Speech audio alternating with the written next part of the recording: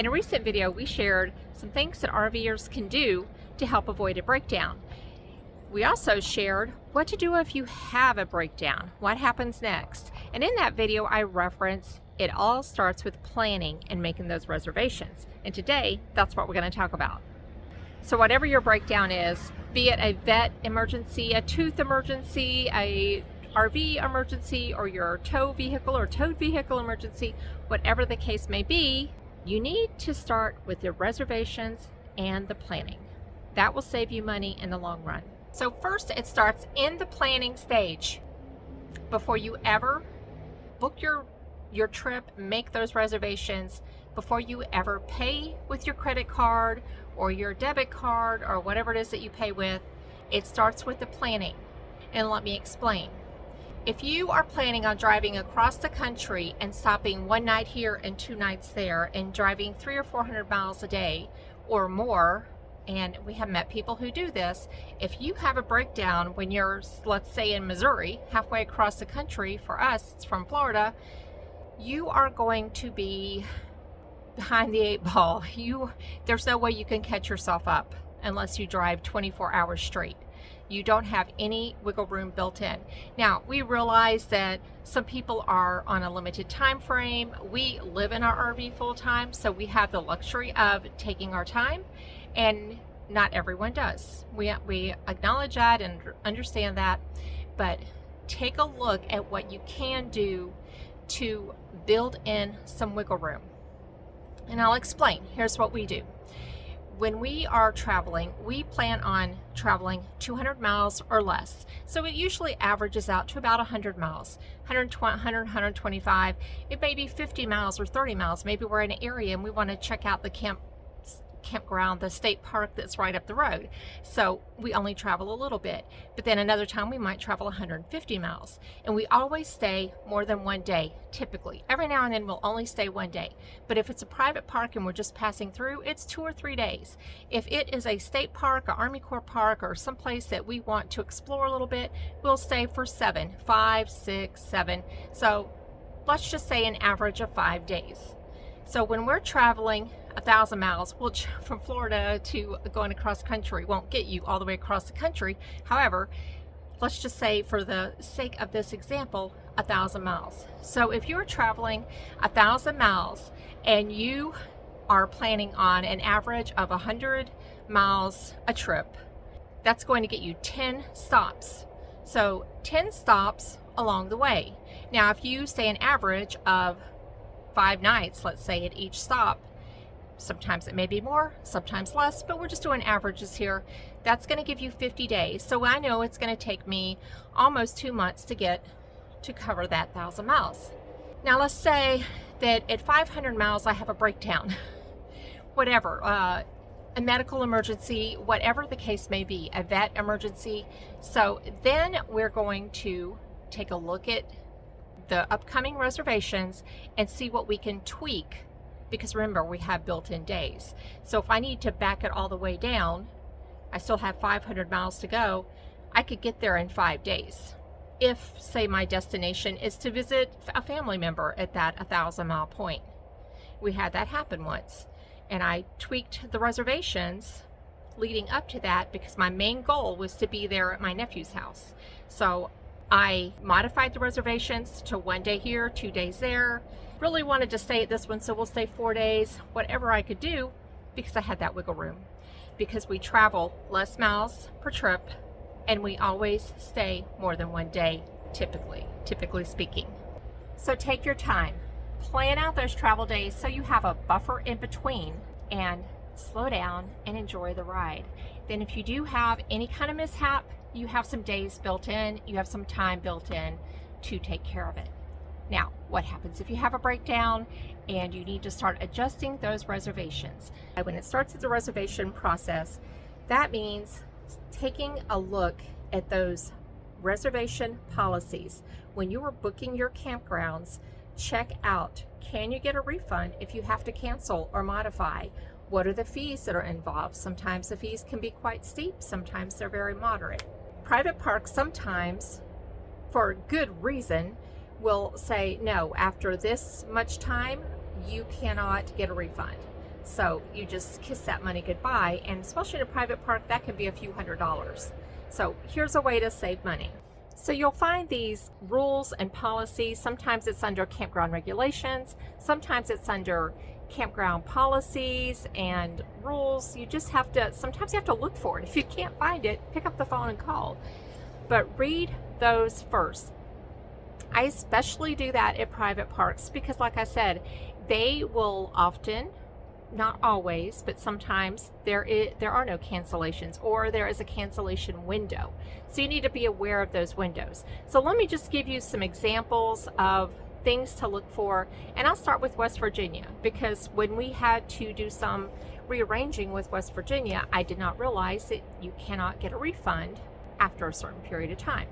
So here's West Virginia's policy. So if you have to cancel 60 days prior to arrival, you'll get a refund. So if it's within 60 days, there's a customer credit for future reservations. So you'll get credit, and we did get credit for our planned stay there that we were not able to stay, and we used it since then. So just keep that number handy and remember that that's there. Don't forget, or you may forget it's there and never use it. Okay, as long as park is notified more than 7 days in advance, you can get that future credit. Now, what happens if it's within 7 days of arrival? Well, if it's within 7 days of arrival, there is no refund. No refund within 7 days of arrival there. And full payment is required at booking, because some places will only ask for a deposit, and this keeps referring to deposit. However, the deposit is the full amount of booking. So say we spend $300 for a reservation at West Virginia State Parks, and it's within 7 days, I just have to be okay with losing that $300. That could happen. Fortunately for us, we were within that window. So just be aware. West Virginia is one you really got to watch on that, even if you can just modify it down to a day. Okay, I'm just going to stay a day there. So that can add up pretty quick. So if you stay somewhere $50 a night, say Blackwater Falls State Park, really nice state park, by the way, and you stay 4 nights, that's $200. So keep that in mind. Read them. Let's look at another one. Now, my home state, state of Florida, you have a little bit more wiggle room there. So you can modify the date and the site change, and it can be made up to 1 day before the arrival. And there's a $10 fee to make those changes. You can make the change in person on arrival, and you may not be charged, and we have experienced that before.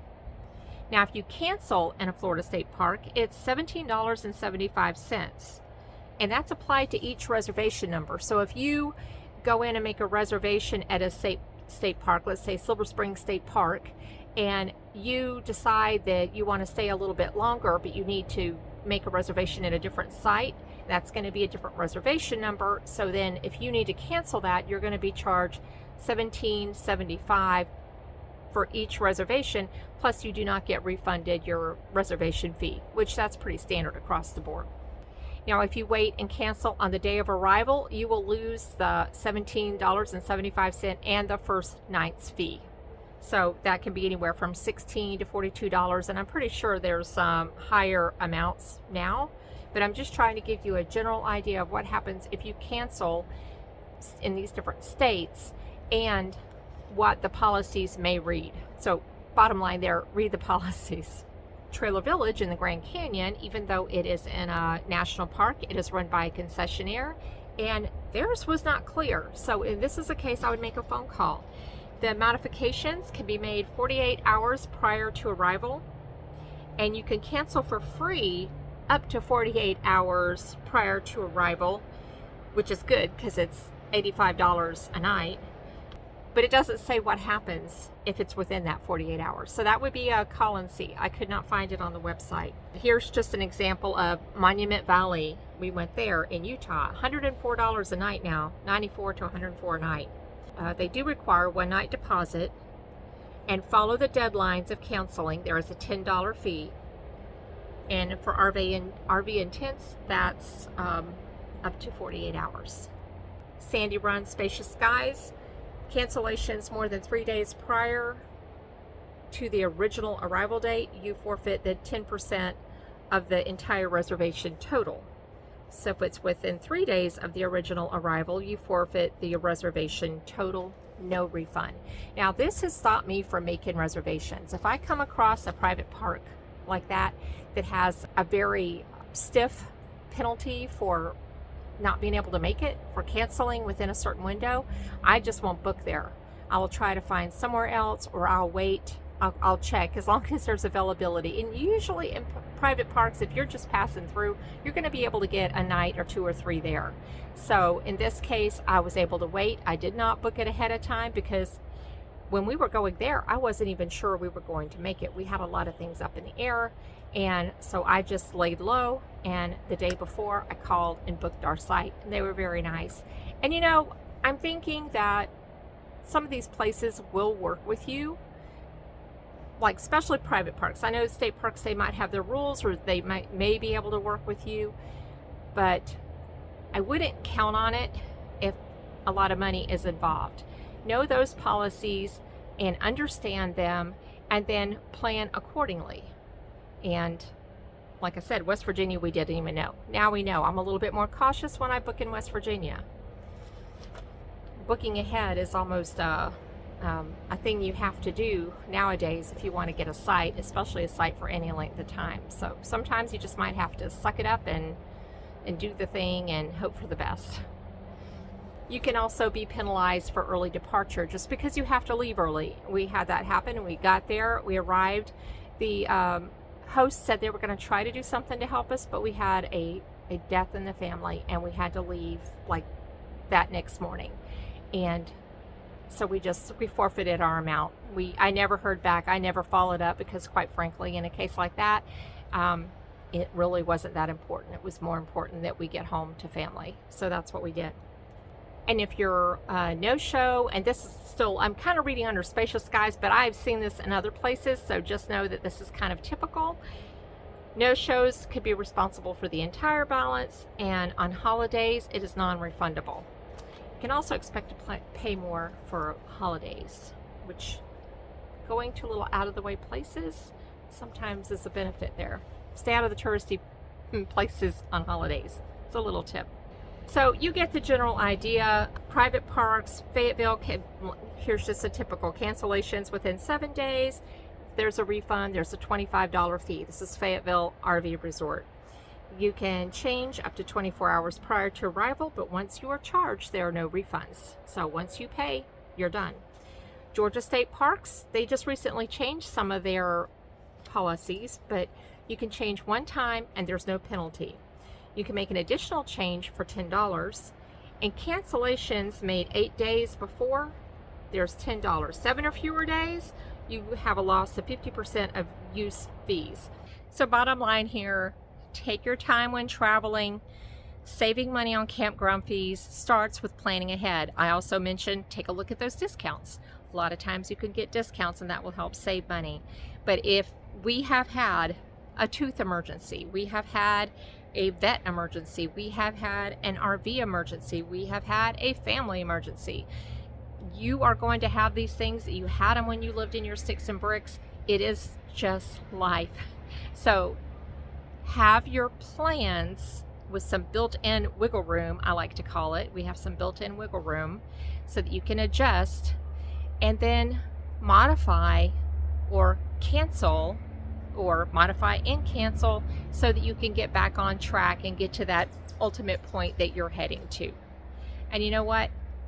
If you can't make it somewhere, there's always more years. It's not like this is it and you're not going to get to go out again.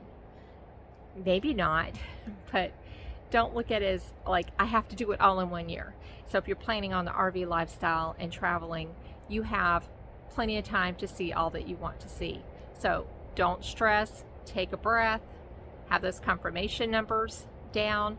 So if you have this emergency, and just start looking, where can I tweak? Get on your computer, and computer is much easier than the phone. Get on your computer and just start going through and making those changes based on what you know at the time. So you might have been told by the repair shop that they will have it out Monday. Well, take that with a grain of salt because you may or may not be out Monday, so have a plan. I think one time I had to make the adjustments, and then I was like, okay, well, if we do get out Monday, or whatever day it was, if we do get out that day, well, then we'll just overnight at a Cracker Barrel or Walmart and go on to the next place. I had a backup plan like that. Well, as it turned out, the wrong part was sent, and so we were delayed in going, so I had already had like a day there. And that's another thing. You can also build in a Walmart day, a Cracker Barrel day here and there and here and there, so that you have some days built in. Just don't pack it too tight. That's the goal. Read those policies, and happy traveling. You'll learn as you go.